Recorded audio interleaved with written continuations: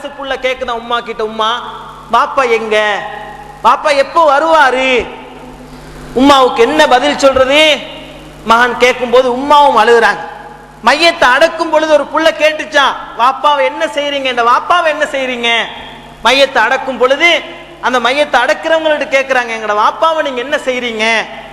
இந்த அளவுக்கு கடுமையா ஈவிரக்கம் இல்லாம அல்லாஹ்வுடைய மார்க்கத்தை சொன்னதற்காக நிறைய அட்டகாசங்களை, அக்கிரமங்களை, அசிங்கங்களையும் செய்துட்டு முழுக்க முழுக்க இணை வைப்பான காரியங்களை செஞ்சு குர்ஆன் ஹதீஸை வச்சு அது தவறு என்று சொல்லப்பட்ட நேரத்தில் ஷேக் சொன்னாரு கொல்ல சொல்லி, பள்ளியை எரிக்க சொல்லி ஷேக் சொன்னாரு என்பதற்காக பள்ளியில வந்து காட்டு மிராண்டித்தனமாக 15 பேருக்கு மேல வெட்டிட்டு அதுல ஒரு சின்ன பொடியன் 13-12 வயசு ஒரு பொடியன் அவன் கையை வெட்டி கையை உடைச்சி அவனும் ஹாஸ்பிட்டல் இருந்தான். கடுமையான வருத்தத்தில் அந்த பொடியன் இருந்தான், சின்ன பொடியன்.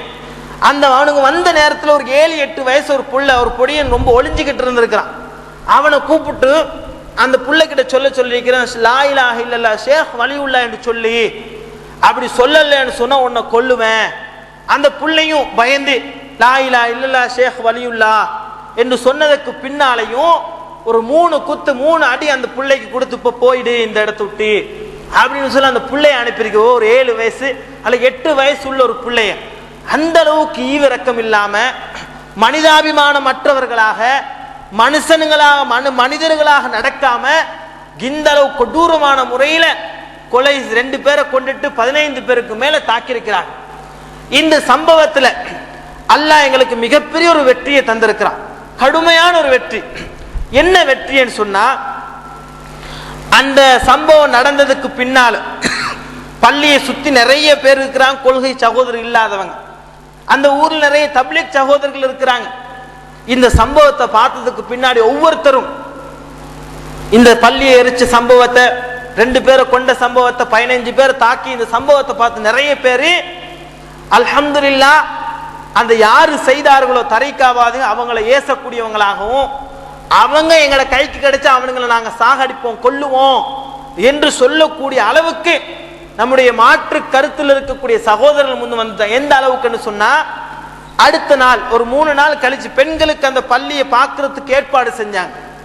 அப்ப அதுல ஒரு பெண்மணி பேசிச்சு, ஒரு வீடியோ ரெக்கார்ட் பண்ணப்பட்டு ஒரு பெண்மணி பேசுறாங்க, நான் தௌஹீது கிடையாது, அதே நேரத்தில் நான் தப்லீகும் கிடையாது, நான் சாதாரண ஒரு பொதுவான ஒரு பெண்மணி. ஆனா இதை பார்த்ததுக்கு பின்னாடி ஏன் மனசு கூட பொறுக்குது இல்லை, கொஞ்சம் ஆணித்து வீரமா பேசுது அந்த பெண். இப்படி பேசல, கடு ஒரு வீரத்துல பேசுது, கையில புள்ளையும் தூக்கிக்கிட்டு அந்த பெண் பேசுது, நான் தௌஹீதும் கிடையாது தப்லீகும் கிடையாது, ஆனா இவனுங்க செஞ்சது அநியாயம், மிகப்பெரிய அக்கிரமம், இதுக்கு சரியான நடவடிக்கை இவங்க எடுக்கலன்னு சொன்னா நான் பயம் இல்லை, என்ன கொண்டாலும் கொல்லட்டும், நான் யாருக்கும் பயப்பட போறது கிடையாது. இவங்க எடுக்கலன்னு சொன்னா நானும் என் போன்ற சகோதரிகளை இணைஞ்சி அங்க போய் அந்த பள்ளியை உடைச்சி, அவங்க புகாரி பள்ளியை உடைச்சி இதுக்குண்டான நல்ல நடவடிக்கை நாங்க எடுப்போம் என்று எங்கட கருத்துல எங்கட கொள்கையில் இல்லாத சகோதரிகள் கூட முன் வந்து தைரியமா பேசுறாங்க. அதே போல மாற்று மதத்தில் உள்ள பெண்களும் அந்த பள்ளியை பார்வையிடுறதுக்கு வந்து சொல்றாங்க, ஜனாதிபதி இலங்கையிலே சிறுபான்மை இல்லை என்று சொல்லியிருக்கின்றார், அதை நிரூபிப்பதற்கு சரியான ஒரு தருணம் ஜனாதிபதிக்கு வந்திருக்கின்றது. இப்படி ஒரு அநியாயம் எங்கட மக்கள் கூட அவங்களுக்கு செய்ய மாட்டாங்க, அந்த அளவுக்கு மிகப்பெரிய ஒரு அநியாயத்தை செஞ்சிருக்கிறாங்க. அழுதுகிட்டு சொல்றா அந்த பெண்மணி, கண்ணீர் வடிச்சுக்கிட்டு அழுதுகிட்டு சொல்றா, இது உண்மையிலேயே உண்மையிலேயே மனிதாபிமானம் உள்ள ஒருத்தர் இதை செய்ய மாட்டான், இதற்கு தகுந்த நடவடிக்கை எடுக்க வேண்டும் என்று அந்த பெண்மணி சொல்றாங்க.